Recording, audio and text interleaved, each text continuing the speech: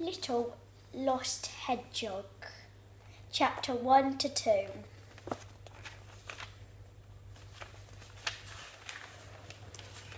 Yummy, said Grace Fallon, hurrying inside from the garden. It was Saturday evening, and that meant one thing. Soft flour wraps with spicy filling, crispy salad, and then strawberries for dessert. It was her favourite meal. As soon as Grace entered the kitchen, she was met with the familiar, delicious smell. Her mouth watered and tummy rumbled in appreciation. This will be so good, she said, licking her lips.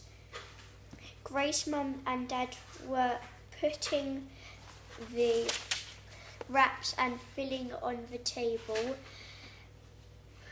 together with small bowls of grated cheese and sour cream. When this was done, they sat down with Grace, ready for the end of the week treat. Someone else was there to share in the event too.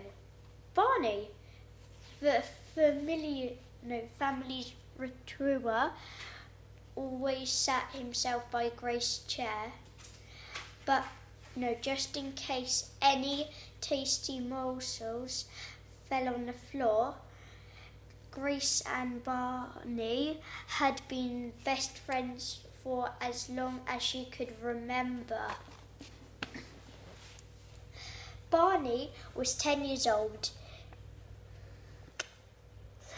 Dad said that made Barney 70 in human years, but apart from some grey hairs around his muzzle, you would never guess he was an old dog. He was very playful and loved chasing after tennis balls. I'll try to save you a bit, but I'm not so hungry, whispered Grace and Barney.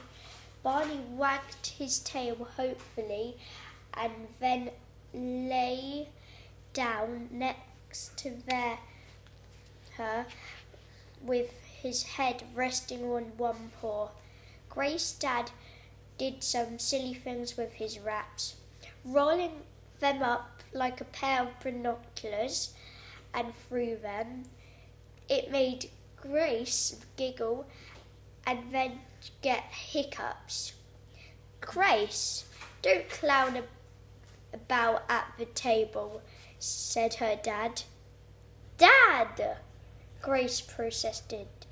You made me laugh. Don't worry, I can see this little game. Grace, said her mum. Dad looked sheepish, which made Grace giggle even more. You two, what are you like? Sighed her mum with a smile. And you? She added, looking at Barney, who rolled on his back, his lips revealing a doggy smile. I should just call you all the Naughty Club. Family dinners at the weekends were always full of fun. Her parents were relaxed and Grace enjoyed telling them about the things that had happened at school. As her dad worked late on Fridays, she had not been able to tell him that she has been chosen as a helper at Pet Club, which meant she was allowed to care for school rabbits, gerbils, mice and tropical fish. She and her best friend, Kate, had been asked to clean out hooches The two gerbils escaped from a big box Miss Bennet had put them in while we were sorting out their hutch, Grace explained.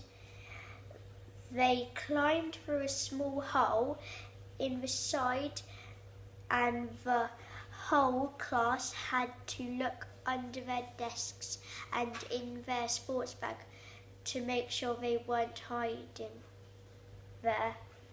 What happened? Asked her dad.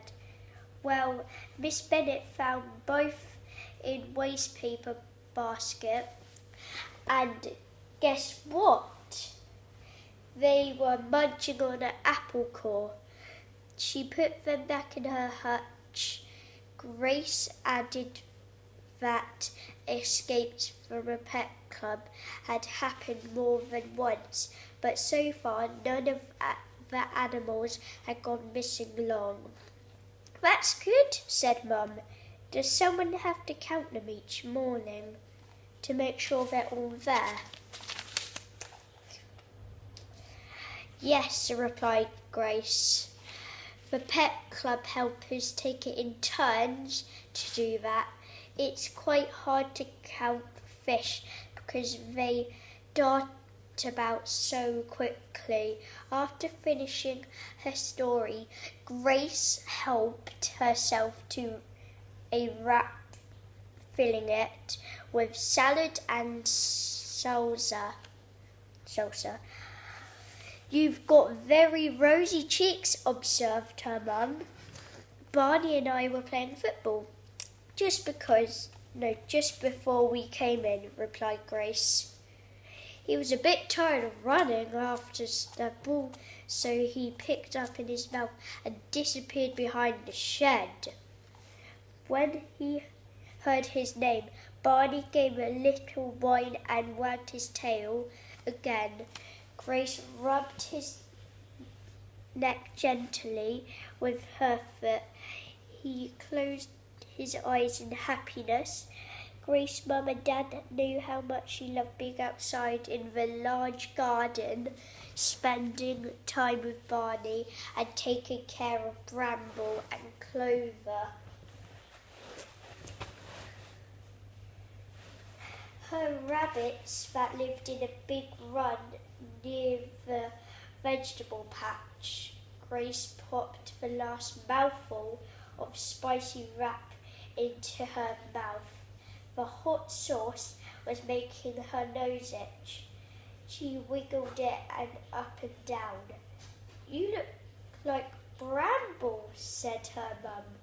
Be careful, Gracie. People say you end up looking like your pets, her dad smiled, peering at her closely. You do look like a bit like Barney, Dad, agreed Grace. Especially with your hair in the morning. Who does Mum look like then? Asked Dad mischievously. The fox that comes to visit, suggested Grace. Because she's pretty. Thank you, a fox isn't a pet though.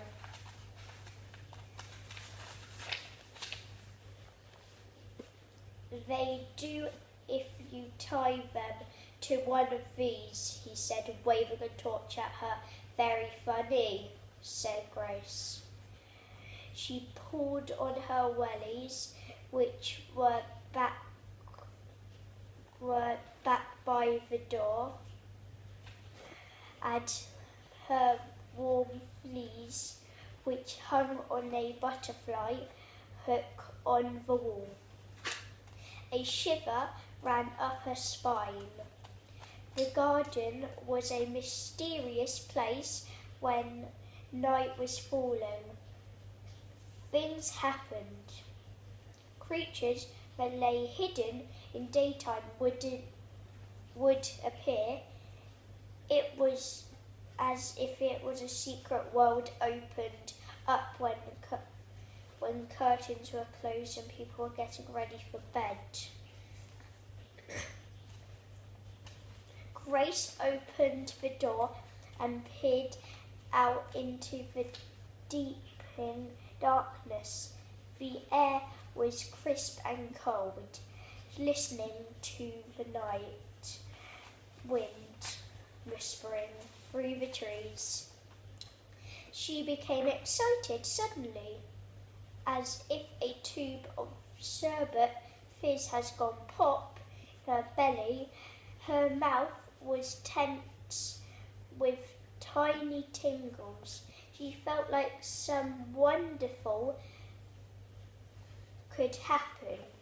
Ready? Asked Dad, stepping outside in front of her.